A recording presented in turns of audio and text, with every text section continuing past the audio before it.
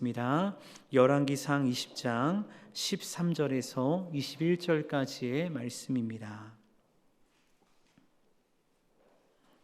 열왕기상 20장 13절에서 21절까지 말씀 우리 한 목소리로 함께 봉독하도록 하겠습니다. 한 선지자가 이스라엘의 아합 왕에게 나아가서 이르되 여호와의 말씀이 내가 이 큰 무리를 보느냐 내가 오늘 그들을 내 손에 넘기리니 너는 내가 여호와인 줄을 알리라 하셨나이다.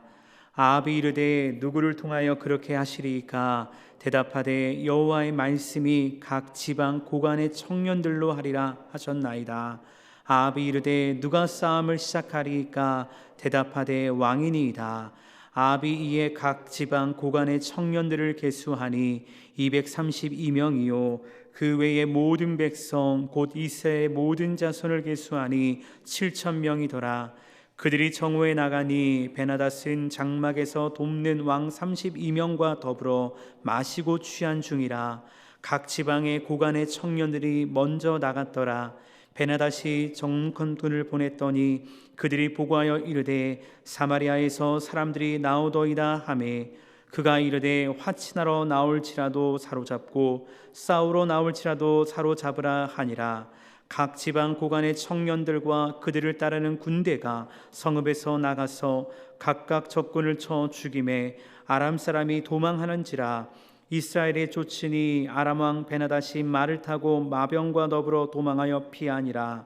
이스라엘 왕이 나가서 말과 병거를 치고 또 아람 사람을 쳐서 크게 이겼더라. 아멘. 우리 하나님 말씀 잠시 묵상하도록 하겠습니다. 우리 함께 말씀 나누도록 하겠습니다. 우리가 오늘 말씀을 보면 이해하지 못할 그 하나님의 사랑하심과 하나님의 돌보심이 얼마나 위대하고 풍성한가를 다시 한번 깨닫게 되어집니다.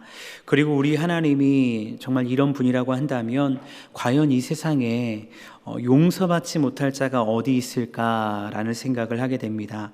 왜냐하면 그토록 북이스라엘을 영적으로 망가뜨렸던 왕이었던 아합 왕, 그 아합과 아람과의 전쟁 가운데 하나님이 친히 개입하시고 아합에게 북이스라엘에게 큰 승리를 주시는 사건이 오늘 말씀 가운데 기록되어 있기 때문입니다. 오늘 본문 말씀을 포함하여서 열왕기상 22장까지의 말씀을 보면 아합 시대에 아람의 베나닷과의 전쟁은 총 3번 치러지게 됩니다. 그런데 너무나 신기하게도 이 전쟁 가운데 아합은 2번이나 큰 승리를 경험하게 됩니다. 하지만 이러한 큰 승리에도 불순종했던 아합은 3번째 아람과 베나닷과의 전쟁에서 죽음을 당하게 되죠. 여러분, 아합이 누구입니까? 아합의 길, 여로보암의 길이라고 하면요, 악한 사람의 대명사로 불려지는 길이었습니다. 그처럼 아합은요 악한 왕이었다라는 것을 알게 됩니다. 성경은 아합을 이렇게 소개합니다. 열왕기상 16장 29절 30절 말씀 보니까 유다의 아사 왕 제38년에 오므리의 아들 아합이 이스라엘의 왕이 되니라. 오므리의 아들 아합이 사마리아에서 22년 동안 이스라엘을 다스리니라. 오므리의 아들 아합이 그의 이전의 모든 사람보다 여호와 보시기에 악을 더욱 행하여 라고 말씀하고 있습니다. 아합에 대해서 이렇게 분명히 말씀합니다. 그의 이전의 모든 사람보다 여호와 보시기에 악을 더욱더 행하였다. 아합은 그런 사람이었다는 것입니다. 근데 그 아합이 행했던 악이 어느 정도였는지 이어지는 열왕기상 16장 31절 이하의 말씀 보니까 이렇게 말씀합니다. 여로보암의 죄를 따라 행하는 것을 오히려 가볍게 여기고 시돈 사람의 왕 바알의 딸 이세벨을 아내로 삼고 가서 바알을 섬겨 예배하고 사마리아에 건축한 바알의 신전 안에 바알을 위하여 제단을 쌓으며 또 아세라상을 만들었으니 그는 그 이전에 이스라엘 모든 왕보다 심히 이스라엘 하나님 여호와를 노하시게 하였더라 라고 너무나 구체적으로 이 아합의 죄가 얼마나 큰 죄인지를 성경은 말씀하고 있다는 것입니다. 여러분, 아합은 이런 사람이었습니다. 그렇다고 한다면 우리의 생각으로 아합이요, 아람과 전쟁, 그 베나닷과의 전쟁 가운데 그냥 첫 번째 전쟁부터 그냥 죽게 내버려 둬야 되는 것이 아닌가라는 생각을 하게 됩니다. 근데 이상하게도 하나님은요, 아합에게 기회를 2번이나 주십니다. 그렇다고 해서 당시 아합에게 하나님에 대한 믿음이 있었느냐, 정말 회개하고 돌이키는 그런 은혜가 있었느냐, 그것도 아닙니다. 어제 본문 말씀을 통해 보게 되면 베나닷이 32명의 왕과 함께 연합군을 이끌고 사마리아로 쳐들어오게 됩니다.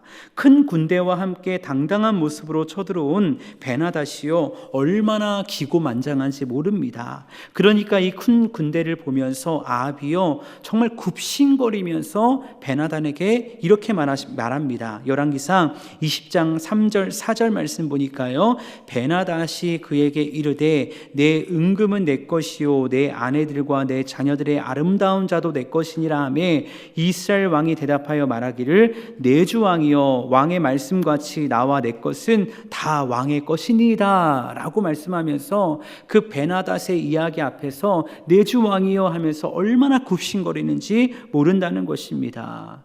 그 전에 아합의 모습을 보면요, 떵떵거리면서 자기 맘대로 자기가 모든 것을 주관하는 사람인 것처럼 그렇게 살았던 왕인데 이렇게 비굴해졌다는 것입니다. 물론 이후에 북이스라엘의 장로들과 회의하면서 다시 베나닷과 싸울 기세를 보이지만 눈에 보이는 상황과 환경으로만 보면 북이스라엘은 아람 군대에게 끔적없이 당할 수밖에 없는 것입니다.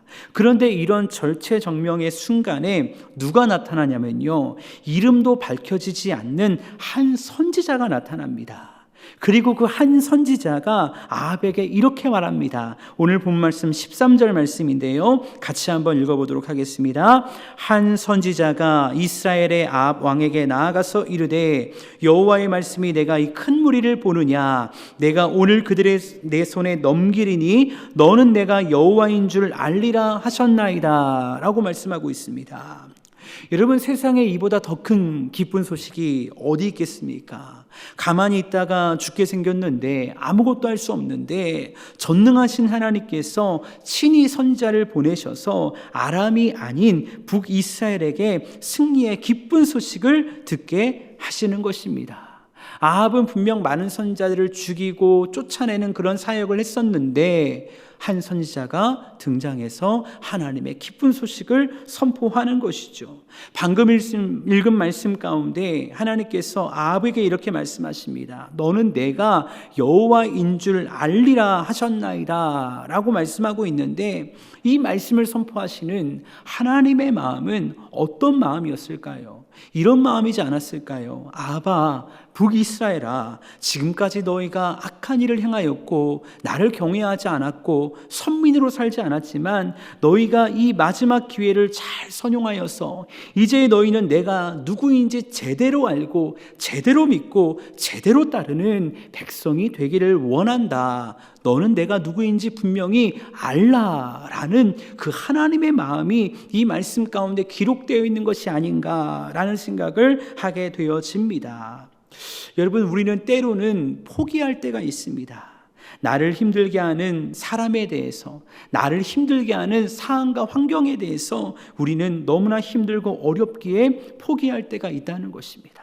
근데 오늘 말씀을 통해서 우리가 깨닫는 것은 무엇입니까? 하나님은요, 절대로 포기하지 않으신다는 것입니다. 그분의 선하심으로 기회를 허락하여 주시고 다시 한번 회복해 하시는 그 은혜를 우리 가운데 부어 주신다는 것입니다. 지난 주간 우리가 부흥사경회를 하면서 복음 이야기란 주제를 가지고 말씀을 들으며 그 복음, 너무나 많이 들어왔던 이야기지만 그 메시지를 들으며 우리 안에 결단이 있고 우리 안에 회복이 있고 우리 안에 은혜가 있었던 이유가 무엇일까요? 우리를 포기하지 않는 그 하나님의 사랑이 우리 안에 임재할 때 다시 한번 눈물이 회복되고 기도가 회복되고 하나님의 복음이 회복되는 그런 시간이지 않았나, 우리는 경험하는 시간이었다는 것입니다. 마찬가지죠. 그런 하나님의 마음을 가지고 하나님은 선지자를 보내시고 선지자를 통해서 아합에게 말씀하시는 것입니다. 그러자 이어진 14절 말씀 가운데서 아합이 선지자에게 이런 질문합니다. 아합이 이르되 누구를 통하여 그렇게 하시리까? 라고 질문합니다. 그러니까 선지자가 대답합니다. 대답하되 여호와의 말씀이 각 지방 고관의 청년들로 하리라 하셨나이다 라고 말씀하고 있습니다. 그리고 이어진 15절 말씀을 보면 아합이 선지자의 말씀에 따라서 각 지방의 고관 청년들을 계수하는데 그 인원수가 232명이었다라고 말합니다. 그리고 그 외에 싸울 만한 자를 계수했더니 7,000명이었다라고 말씀하고 있습니다. 근데 여기서는 우리는 이런 의문을 가지게 됩니다.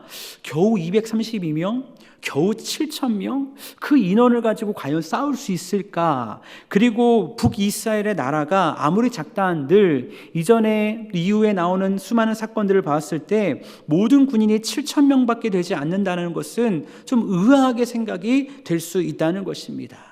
그렇기에 이 말씀을요 우리가 볼 때 15절에서 말하고 있는 이 7,000명은요 북이스라엘의 전체 군인을 의미하기보다는 아람과의 전투의 대표로 소집된 용사의 수로 나타나는 것을 보는 것이 더 정확할 것입니다. 그리고 이와 더불어 더 중요한 것이 있는데 이 7,000명이라는 숫자에는요 상징적인 의미가 있다는 것입니다. 어떤 상징적인 의미가 있냐면 앞서 열왕기상 19장에서 엘리야가 그 갈멜산의 정말 영적 전투 가운데 큰 승리를 경험하고 이세벨을 피해서 도망가지 않습니까? 그리고 너무나 영적으로 탈진해버린 엘리야가 하나님께 내 생명을 거두어 주십시오 라고 고백하며 나아갑니다. 근데 그때 하나님께서 엘리야에게 어떤 말씀을 하십니까? 열왕기상 19장 18절에서 이렇게 말씀하십니다. 내가 이스라엘 가운데 7,000명을 남기리니 다 바알에게 무릎을 꿇지 아니하고 다 바알에게 입맞추지 아니한 자니라 라고 말씀하시거든요. 하나님께서는요 엘리야를 위로하시면서 먹이시고 어루만져 주십니다. 그러면서 엘리야에게 말씀하십니다. 엘리야야 너 혼자가 아니다 라고 말씀하시는 것입니다. 어찌 보면 오늘 말씀에 나오는 그 선지자, 한 선지자를 통해서도 우리가 알 수 있지 않습니까? 엘리야는요 나만 남았습니다. 아무도 없습니다. 외롭습니다. 지칩니다. 너무나 힘든 싸움입니다 라고 이야기하면서 내 생명을 거두어 가십시오 라고 고백합니다. 근데 엘리야의 생각은요 틀렸다는 것입니다. 엘리야 말고도요 아합에게 하나님의 말씀을 전할 선지자가 있었다는 것입니다. 그리고 그 선지자를 통해 대표적인 군인들이 모집되는데 그 숫자가 바로 7,000명이었다는 것입니다. 여러분 이를 통해 우리가 알 수 있는 것이 무엇입니까? 대표적으로 보인 7,000명의 군사는요 하나님이 남겨두셨다는 바알에게 무릎을 꿇지 아니하고 바알에게 입맞추지 않았다는 7,000명과 일치한다는 것입니다. 오늘 말씀에 나오는 한 선지자 그리고 7,000명 이들은요 비록 앞선 말씀에 나왔던 엘리야처럼 대단하게 드러난 사람들은 아니었습니다. 눈에 보이는 대단한 일을 하는 그런 엘리야처럼 대단한 사람은 아니었다는 것입니다. 근데 분명한 것은 무엇이냐? 자신이 살아가는 삶의 자리에서 거룩한 삶을 살며 하나님과 동행하는 하나님의 편에 섰던 하나님의 사람들이었다는 것입니다. 그리고 그 사람들을 통해서 이제 하나님께서는 하나님이 이루시는 전쟁 가운데 그 승리가 무엇인가를 그들을 통해 보여주시고자 했다는 것입니다. 여러분 이 사건을 통해서 우리가 깨닫는 것이 있습니다. 혹시 여러분 우리 가운데서도 우리가 많은 사역을 하며 정말 하나님께 봉사하고 헌신하며 나아갈 때 때로는 우리도 엘리야처럼요 영적 고갈 가운데 지쳐있고 넘어질 때가 있다는 것입니다. 하나님 나만 남았습니다. 나만 있습니다 하면서 영적 외로움 가운데 빠져 있을 때가 있다는 것입니다. 근데 여러분 기억하십시오. 하나님께서는요 저와 여러분을 홀로 내버려 두지 않으십니다. 여러분과 함께할 믿음의 동역자들이 정말 예비되어 있는 줄로 믿습니다. 2023년이 이제 벌써 10월 중순 10월 말 이제 한 2달여 앞으로 2024년이 이제 다가오고 있습니다. 그러면서 새로운 순장님들, 새로운 교구장님들, 새로운 팀장님, 부장님, 여러 가지 동역자들을 세우기 위한 교회 안에 많은 일들이 이루어지고 있다는 것입니다. 그럴 때 저는 확신합니다. 하나님께서 우리 남산교회를 위해서 믿음의 동역자를 예비하셨고 그들을 통해 삶의 자리에서 거룩한 삶을 살아가며 주님과 동행하는, 비록 그동안 우리의 눈에 보이지 않았지만 삶의 자리에서 매일마다 큐티하고 매일마다 하나님과 동행하며 기도하는 그런 하나님의 사람들을 하나님께서 우리를 위해, 하나님의 나라를 위해 예비하신 줄로 믿습니다. 그렇기에 그 믿음의 동역자들과 함께 우리가 함께 믿음으로 전진하며 나아갈 수 있는 하나님의 사람들 될 수 있기를 간절히 주님의 이름으로 축복합니다. 사실 앞서 나온 각 지방의 고관 청년들도 마찬가지 아닙니까? 여러분, 이들의 숫자가 몇 명입니까? 고작 232명밖에 되지 않습니다. 근데 아람 연합군의 군사수가 얼마나 될까요? 정확한 숫자가 오늘 말씀에 나오지 않지만 32명의 왕과 함께 연합군으로 왔다고 말씀하고 있습니다. 그리고 더군다나 사마리아를 모두 에워싸을 정도의 군사였다라고 말씀하고 있습니다. 그러면 적은 군대는 아닌 것이죠. 어마어마한 군대가 지금 쳐들어와서 사마리아를 둘러싸고 있었다는 겁니다. 근데 오늘 17절 말씀을 보니까 제일 선봉에서 전쟁을 치른 사람들이 누군 줄 압니까? 7,000명이 아닙니다. 바로 이 고관 청년들이었던 232명이 앞장서서 전쟁 가운데 나아가는 겁니다. 생각해 보십시오. 232명이 나온들 얼마나 대단하겠습니까? 그러니까 정탐꾼을 통해서 북이스라엘의 동향을 보고받은 베나닷이요, 북이스라엘의 선제 공격에 대한 보고를 듣습니다. 누군가가 나오고 있습니다, 전쟁을 하러 나오고 있습니다 라고 듣는데 인원이 얼마 되지 않는 거예요. 그러니까 너무나 쉽게 생각하고 그들을 무시해버립니다. 그러면서 오늘 17절 18절 말씀 보니까 이렇게 말씀합니다. 각 지방의 고관의 청년들이 먼저 나갔더라. 베나닷이 정탐꾼을 보냈더니 그들이 보아하여 이르되 사마리아에서 사람들이 나오더이다 하매 그가 이르되 화친하러 나올지라도 사로잡고 싸우러 나올지라도 사로잡으라 하니라 라고 말씀하고 있습니다. 베나닷이 얼마나 만만하고 얼마나 쉽게 생각했으면요, 이렇게 얘기하는 겁니다. 야, 그들이 화친하러 백기를 들고 나오면은 그래도 사로잡고 싸우러 나올지라도 사로잡아라 라고 이야기하는 것이죠. 베나닷의 생각은 무엇입니까? 그 정도 작은 군사를 가지고 뭘 하려고, 이런 생각을 하는 겁니다. 이래 됐던 저래 됐던 별것도 아닌 그 군사들 그냥 포로로 잡아서 끌고 와라 라고 부하들에게 명령을 하는 겁니다. 근데 여러분, 이 청년 고관들과 아람과의 싸움을 보면서 저는 한 사건이 떠올랐습니다. 어떤 사건이 떠올랐냐면요, 사사기 7장에 나오는 기드온과 300용사가 떠올랐습니다. 당시 사사로 세움받은 기드온을 필두로 하여서 미디안과 전쟁을 하거든요. 근데 당시 미디안의 군사도요, 어마어마합니다. 사사기 7장 12절 보니까 이렇게 말씀합니다. 미디안과 아말렉과 동방의 모든 사람들이 골짜기에 누웠는데 그들의 수가 어떠했냐면요, 메뚜기의 많은 수와 같고 그들의 낙타의 수가 많아 해변의 모래가 많음 같은지라 라고 말씀하고 있습니다. 여러분, 얼마나 많은 군사였는지요. 메뚜기 수와 같다, 그리고 해변의 모래와 같다, 낙타의 수가, 이렇게 말씀하고 있습니다. 기드온이 전쟁을 치르기 위해 사람을 모았는데 처음 모였던 군사가 32,000명입니다. 근데 32,000명이 하나님의 명령에 의해서 300명이 되죠. 근데 그 300명밖에 되지 않은 군사가 메뚜기와 같고 해변의 모래와 같은 그 군사, 낙타 무리수와 함께 전쟁을 하게 되는 겁니다. 다 아시지 않습니까? 어떤 결과가 나옵니까? 전쟁은 하나님께 속한 것이기 때문에 큰 승리가 기드온과 300용사에게 임하였다는 것입니다. 오늘 말씀도 마찬가지입니다. 비록 아합이 악한 왕이었지만 하나님께서는 아합과 북이스라엘에게 기회를 주셨습니다. 그리고 그 기회를 통해 북이스라엘에게 큰 승리를 경험하게 하시는 것입니다. 오늘 19절 20절 말씀 보니까 베나닷이 그렇게 무시하고 멸시했던 그 고관 232명밖에 되지 않는 그 청년들을 통해 어떠한 일이 일어나는지 이렇게 말씀합니다. 각 지방 고관의 청년들과 그들을 따는 군대가 성읍에서 나가서 각각 적군을 쳐 죽임에 아람 사람이 도망하는지라 이스라엘이 쫓으니 아람 왕 베나닷이 말을 타고 마병과 더불어 도망하여 피하니라 라고 말씀하고 있습니다. 그리고 마지막 22절 말씀 보니까 아람 사람을 쳐서 크게 이겼더라 라고 말씀하시면서 큰 승리가 북이스라엘에게 임하였음을 말씀하고 있다는 것입니다. 여러분, 오늘 말씀을 통해 우리가 깨닫는 것이 무엇일까요? 전쟁은 하나님께 속해 있다는 것입니다.